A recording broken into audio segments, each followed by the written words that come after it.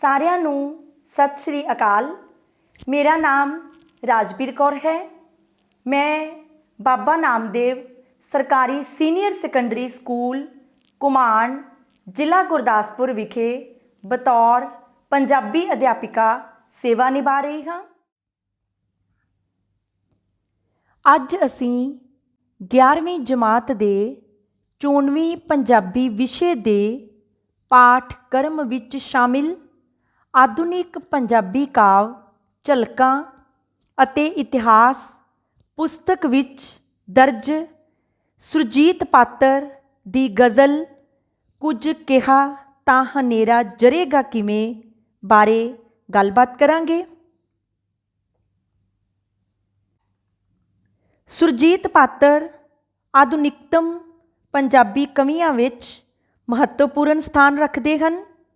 ਆਪ ਦਾ ਜਨਮ 1945 ਈਸਵੀ ਵਿੱਚ ਸਰਦਾਰ ਹਰਭਜਨ ਸਿੰਘ ਦੇ ਘਰ ਪਿੰਡ ਪੱਤੜ ਕਲਾਂ ਵਿੱਚ ਹੋਇਆ। ਮੁੱਢਲੀ ਵਿੱਦਿਆ ਆਪ ਨੇ ਪਿੰਡ ਦੇ ਪ੍ਰਾਇਮਰੀ ਸਕੂਲ ਤੋਂ ਪ੍ਰਾਪਤ ਕੀਤੀ। ਫਿਰ ਖਾਲਸਾ ਹਾਈ ਸਕੂਲ ਖਹਿਰਾ ਮੱਝਾ ਤੋਂ 10ਵੀਂ ਕੀਤੀ। ਇਸ ਤੋਂ ਪਿੱਛੋਂ ਆਪ ਨੇ ਗੌਰਮੈਂਟ ਰਣਧੀਰ ਕਾਲਜ ਕਪੂਰਥਲਾ ਤੋਂ BA ਪਾਸ ਕੀਤੀ। ਇੱਥੇ ਡਾਕਟਰ ਸੁਰਜੀਤ ਸਿੰਘ ਸੇਠੀ ਅਤੇ ਡਾਕਟਰ ਮਨੋਹਰ ਕੌਰ ਅਰਪਣ ਨੇ ਆਪ ਦੀ ਉੱਭਰਦੀ ਕਾਵਿ ਪ੍ਰਤਿਭਾ ਨੂੰ ਸੇਧ ਦਿੱਤੀ। ਕਾਲਜ ਮੈਗਜ਼ੀਨ ਵਿੱਚ ਛਪੀਆਂ ਆਪ ਦੀਆਂ ਕਵਿਤਾਵਾਂ ਪ੍ਰੋਫੈਸਰਾਂ ਅਤੇ ਸਹਿਪਾਠੀਆਂ ਵਿੱਚ ਚਰਚਾ ਦਾ ਵਿਸ਼ਾ ਬਣੀਆਂ। ਅੰਤਰ ਕਾਲਜ ਪ੍ਰਤੀਯੋਗਤਾਵਾਂ ਵਿੱਚ ਆਪ ਨੇ ਬਹੁਤ ਸਾਰੇ ਇਨਾਮ ਜਿੱਤੇ ਅਤੇ ਆਪ ਦੀਆਂ ਕਵਿਤਾਵਾਂ ਪ੍ਰੀਤ ਲੜੀ, ਕਹਾਣੀ ਅਤੇ ਕਵਿਤਾ ਵਰਗੇ ਮਾਸਕ ਪੱਤਰਾਂ ਵਿੱਚ ਪਹਿਲੇ ਨੰਬਰ 'ਤੇ ਛਪੀਆਂ। ਪੰਜਾਬੀ ਯੂਨੀਵਰਸਿਟੀ ਪਟਿਆਲਾ ਤੋਂ MA ਕਰਨ ਮਗਰੋਂ ਆਪ ਨੇ ਖੋਜ ਦਾ ਕੰਮ ਕੀਤਾ। ਇਸ ਪਿੱਛੋਂ ਆਪ ਬਾਬਾ ਬੁੱਢਾ ਕਾਲਜ ਬੀੜ ਸਾਹਿਬ ਸ੍ਰੀ ਅੰਮ੍ਰਿਤਸਰ ਸਾਹਿਬ ਵਿਖੇ ਪੰਜਾਬੀ ਦੇ ਲੈਕਚਰਰ ਲੱਗ ਗਏ ਅਤੇ ਫਿਰ 2 ਸਾਲਾਂ ਮਗਰੋਂ ਆਪ ਖੇਤੀਬਾੜੀ ਯੂਨੀਵਰਸਿਟੀ ਵਿੱਚ ਭਾਸ਼ਾ, ਸਾਹਿਤ, ਇਤਿਹਾਸ ਅਤੇ ਸੱਭਿਆਚਾਰ ਵਿਭਾਗ ਵਿੱਚ ਰਿਸਰਚ ਫੈਲੋ ਬਣ ਗਏ।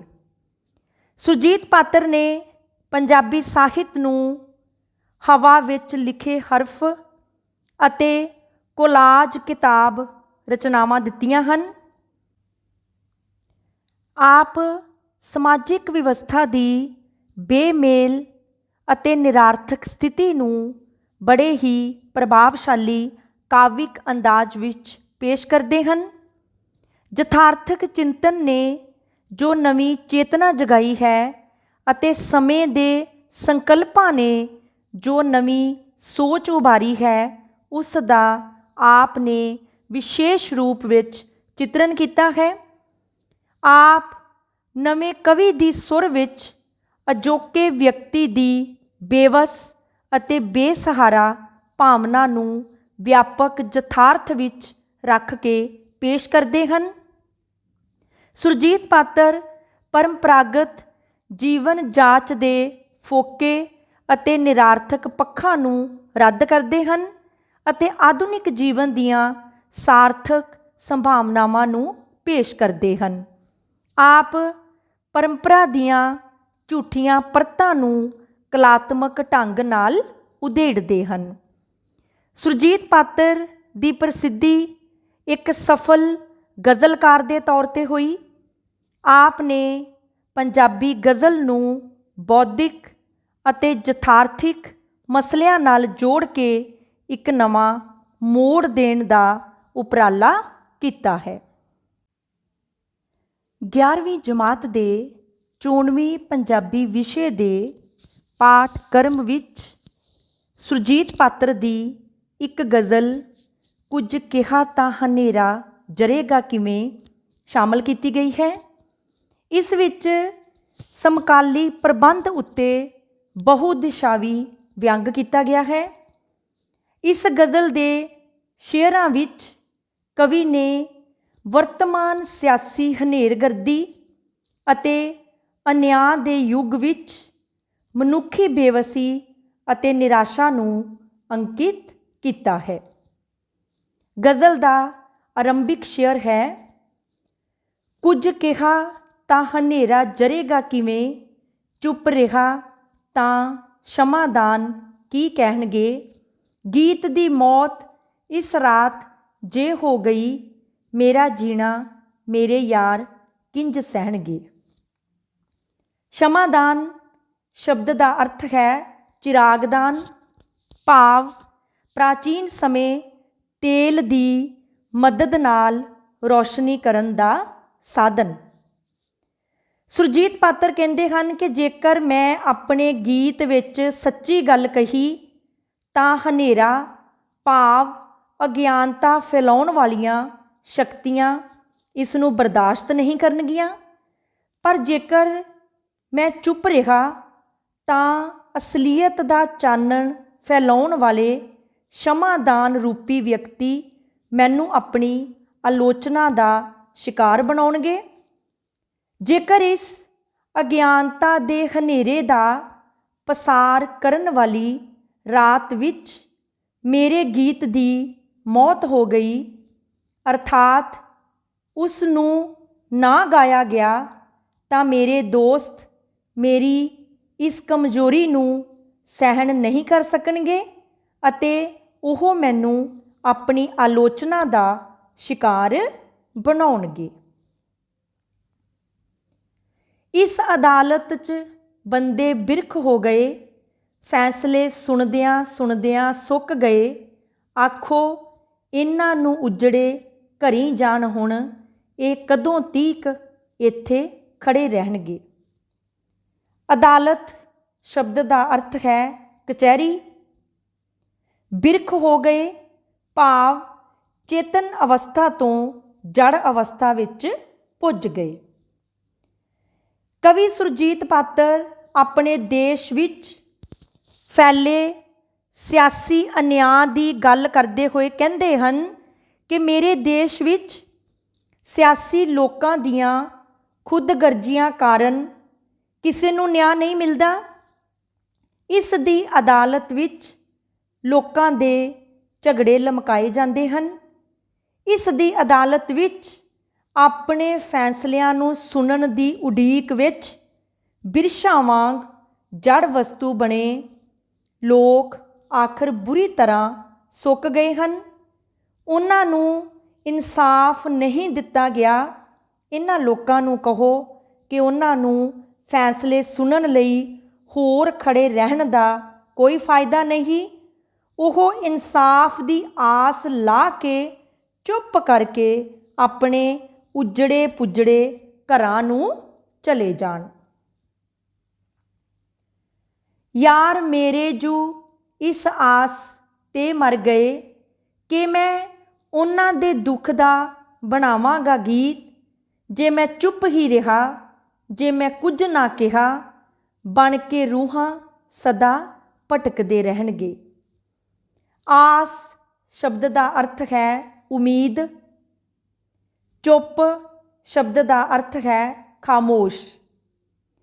सुरजीत पात्र कहते हैं कि मेरे दोस्त जिहड़े इस आस उत्ते जबर का शिकार हो के मर गए हैं कि मैं उन्हां दे दुखां दा गीत बना के दुनिया नूं सुणावांगा।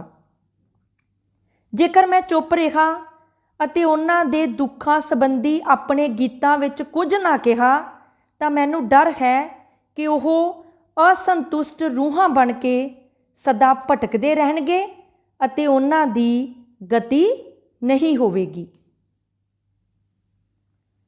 जो विदेशां च रुलदे ने रोजी लई, ओह जदों देश परतणगे अपने कदी, कुछ तां सेकणगे मां दे सिवे दी अगन, बाकी कबरां दे रुख हेठ जा बहणगे। रोजी शब्द का अर्थ है रोटी। परतणगे भाव वापस आउणगे। ਭਾਰਤੀ ਲੋਕਾਂ ਦੇ ਰੋਜੀ ਲਈ ਆਪਣੇ ਪਰਿਵਾਰਾਂ ਤੋਂ ਵਿਛੜ ਕੇ ਵਿਦੇਸ਼ਾਂ ਵਿੱਚ ਭਟਕਣ ਦੀ ਕਰੁਣਾਮਈ ਸਥਿਤੀ ਨੂੰ ਅੰਕਿਤ ਕਰਦੇ ਹੋਏ ਸੁਰਜੀਤ ਪਾਤਰ ਕਹਿੰਦੇ ਹਨ ਕਿ ਮੇਰੇ ਦੇਸ਼ ਵਾਸੀ ਜਿਹੜੇ ਰੋਜੀ ਦੀ ਖਾਤਰ ਵਿਦੇਸ਼ਾਂ ਵਿੱਚ ਗਏ ਹਨ, ਜਦੋਂ ਕਦੀ ਆਪਣੇ ਦੇਸ਼ ਨੂੰ ਪਰਤਣਗੇ ਤਾਂ ਕਈਆਂ ਦੇ ਪਰਤਦਿਆਂ ਨੂੰ ਉਹਨਾਂ ਦੀ ਮਾਂ ਦਾ ਸਿਵਾ ਬਲ ਰਿਹਾ ਹੋਵੇਗਾ ਅਤੇ ਕਈ ਮਾਪਿਆਂ ਦੀਆਂ ਕਬਰਾਂ ਵਿੱਚ ਉੱਗੇ ਰੁੱਖਾਂ ਹੇਠ ਬੈਠ ਕੇ ਨਿਰਾਸ਼ਤਾ ਵਿੱਚ ਡੁੱਬ ਕੇ ਰਹਿ ਜਾਣਗੇ। ਕੀ ਇਹ ਇਨਸਾਫ ਹਉਮੈ ਦੇ ਪੁੱਤ ਕਰਨਗੇ? ਕੀ ਇਹ ਖਾਮੋਸ਼ ਪੱਥਰ ਦੇ ਬੁੱਤ ਕਰਨਗੇ ਜੋ ਸਲੀਬਾਂ 'ਤੇ ਟੰਗੇ ਨੇ ਲੱਥਣੇ ਨਹੀਂ, ਰਾਜ ਬਦਲਣਗੇ, ਸੂਰਜ ਚੜ੍ਹਨ ਲੈਣਗੇ। ਇਨਸਾਫ ਸ਼ਬਦ ਦਾ ਅਰਥ ਹੈ ਨਿਆਂ। ਹਉਮੈ ਦੇ ਪੁੱਤ ਭਾਵ ਹੰਕਾਰ ਨਾਲ ਭਰੇ ਹੋਏ। ਖਾਮੋਸ਼ ਸ਼ਬਦ ਦਾ ਅਰਥ ਹੈ ਚੁੱਪ। ਵਰਤਮਾਨ ਸਿਆਸੀ ਹਨੇਰਗਰਦੀ ਨੂੰ ਅੰਕਿਤ ਕਰਦੇ ਹੋਏ ਕਵੀ ਸੁਰਜੀਤ ਪਾਤਰ ਕਹਿੰਦੇ ਹਨ ਕਿ ਸਾਡੇ ਦੇਸ਼ ਵਿੱਚ ਹੰਕਾਰੇ ਹੋਏ ਸਿਆਸੀ ਲੀਡਰਾਂ ਅਤੇ ਜ਼ਬਰ ਜ਼ੁਲਮ ਫੈਲਾ ਕੇ ਖਾਮੋਸ਼ ਪੱਥਰ ਦੇ ਬੁੱਤ ਬਣ ਕੇ ਰਹਿਣ ਵਾਲੇ ਹਾਕਮਾਂ ਤੋਂ ਇਨਸਾਫ ਦੀ ਕੋਈ ਵੀ ਆਸ ਨਹੀਂ ਕੀਤੀ ਜਾ ਸਕਦੀ। ਇਹਨਾਂ ਦੀਆਂ ਸਿਆਸੀ ਚਾਲਾਂ ਦੇ ਸਿੱਟੇ ਵਜੋਂ ਫਾਂਸੀ ਉੱਪਰ ਟੰਗੇ ਜਾਣ ਵਾਲਿਆਂ ਨੂੰ ਕੋਈ ਨਹੀਂ ਬਚਾ ਸਕਦਾ, ਕਿਉਂਕਿ ਇਹ ਸਭ ਕੁਝ ਸੋਚ ਸਮਝ ਕੇ ਕੀਤਾ ਜਾ ਰਿਹਾ ਹੈ। ਇੱਥੇ ਇਨਸਾਫ ਮਿਲਣ ਦੀ ਆਸ ਉਦੋਂ ਹੀ ਕੀਤੀ ਜਾ ਸਕਦੀ ਹੈ ਜਦੋਂ ਰਾਜ ਬਦਲੇਗਾ। ਆਖਰ ਸੂਰਜ ਦੇ ਚੜ੍ਹਨ ਲਹਿਣ ਵਾਂਗ ਰਾਜ ਪਲਟਾ ਜ਼ਰੂਰ ਹੀ ਆਵੇਗਾ। ਇਹ ਜੋ ਰੰਗਾਂ 'ਚ ਚਿੱਤਰੇ ਨੇ ਖੁਰ ਜਾਣਗੇ, ਇਹ ਜੋ ਮਰਮਰ 'ਚ ਉਕਰੇ ਨੇ ਮਿਟ ਜਾਣਗੇ। ਬਲਦੇ ਹੱਥਾਂ ਨੇ ਜਿਹੜੇ ਹਵਾ ਵਿੱਚ ਲਿਖੇ ਹਰਫ, ਉਹੀ ਹਮੇਸ਼ਾ ਲਿਖੇ ਰਹਿਣਗੇ। ਖੁਰ ਜਾਣਗੇ ਭਾਵ ਮਿਟ ਜਾਣਗੇ। ਹਰਫ ਸ਼ਬਦ ਦਾ ਅਰਥ ਹੈ ਅੱਖਰ। ਸੁਰਜੀਤ ਪਾਤਰ ਕਹਿੰਦੇ ਹਨ ਕਿ ਵਰਤਮਾਨ ਸਿਆਸੀ ਪ੍ਰਬੰਧ ਨੇ ਜੋ ਆਪਣੇ ਨਾਵਾਂ ਦੇ ਰੰਗਦਾਰ ਚਿੱਤਰ ਉਲੀਕੇ ਹਨ, ਇਹ ਮਿਟ ਜਾਣਗੇ। ਇਹਨਾਂ ਦੁਆਰਾ ਸੰਗਮਰਮਰ ਵਿੱਚ ਉਕਰ ਕੇ ਆਪਣੇ ਨਾਵਾਂ ਦੇ ਜੋ ਪੱਥਰ ਲਾਏ ਗਏ ਹਨ, ਇਹ ਕਾਇਮ ਨਹੀਂ ਰਹਿਣੇ, ਪਰੰਤੂ ਲੋਕ ਆਗੂਆਂ ਨੇ ਲੋਕਾਂ ਦੀ ਅਗਵਾਈ ਕਰਦਿਆਂ ਜੋ ਸ਼ਬਦ ਹਵਾ ਵਿੱਚ ਵੀ ਲਿਖ ਦਿੱਤੇ, ਉਹ ਸਦਾ ਕਾਇਮ ਰਹਿਣਗੇ। ਭਾਵ ਉਹ ਆਪਣੇ ਲੋਕ ਹਿਤਕਾਰੀ ਕੰਮਾਂ ਕਰਕੇ ਸਦਾ ਹੀ ਅਮਰ ਰਹਿਣਗੇ। ਇਹ ਵੀ ਸ਼ਾਇਦ ਮੇਰਾ ਆਪਣਾ ਵਹਿਮ ਹੈ, ਕੋਈ ਦੀਵਾ ਜਗੇਗਾ ਮੇਰੀ ਕਬਰ 'ਤੇ। ਜੇ ਹਵਾ ਇਹ ਰਹੀ ਕਬਰਾਂ ਉੱਤੇ ਤਾਂ ਕਿ ਸਭ ਘਰਾਂ 'ਚ ਵੀ ਦੀਵੇ ਬੁਝੇ ਰਹਿਣਗੇ। ਵਹਿਮ ਸ਼ਬਦ ਦਾ ਅਰਥ ਹੈ ਭਰਮ।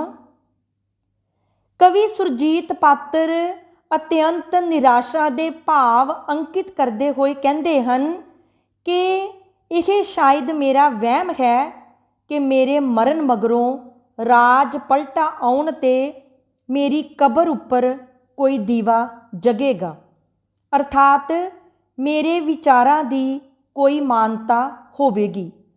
ਜੇਕਰ ਕਬਰਾਂ ਉੱਪਰ ਇਹੋ ਹੀ ਹਵਾ ਚੱਲਦੀ ਰਹੀ, ਅਰਥਾਤ ਜ਼ਬਰ ਜ਼ੁਲਮ ਅਤੇ ਅਨਿਆਂ ਇਸੇ ਤਰ੍ਹਾਂ ਹੀ ਕਾਇਮ ਰਿਹਾ, ਤਾਂ ਮੈਨੂੰ ਡਰ ਹੈ ਕਿ ਕਬਰਾਂ ਉੱਪਰ ਕੋਈ ਦੀਵਾ ਤਾਂ ਕੀ ਜਗਣਾ ਹੈ, ਘਰਾਂ ਵਿੱਚ ਵੀ ਦੀਵੇ ਜਗਦੇ ਨਹੀਂ ਰਹਿਣਗੇ। ਇਹ ਸੀ 11ਵੀਂ ਜਮਾਤ ਦੇ 94ਵੀਂ ਪੰਜਾਬੀ ਵਿਸ਼ੇ ਦੇ ਪਾਠਕ੍ਰਮ ਵਿੱਚ ਸ਼ਾਮਿਲ ਸੁਰਜੀਤ ਪਾਤਰ ਦੀ ਲਿਖੀ ਹੋਈ ਗਜ਼ਲ ਕੁਝ ਕਿਹਾ ਤਾਂ ਹਨੇਰਾ ਜਰੇਗਾ ਕਿਵੇਂ।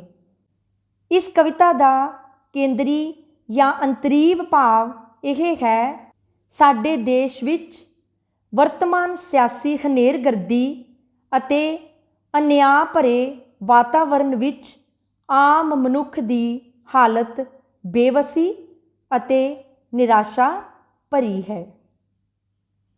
ਧੰਨਵਾਦ।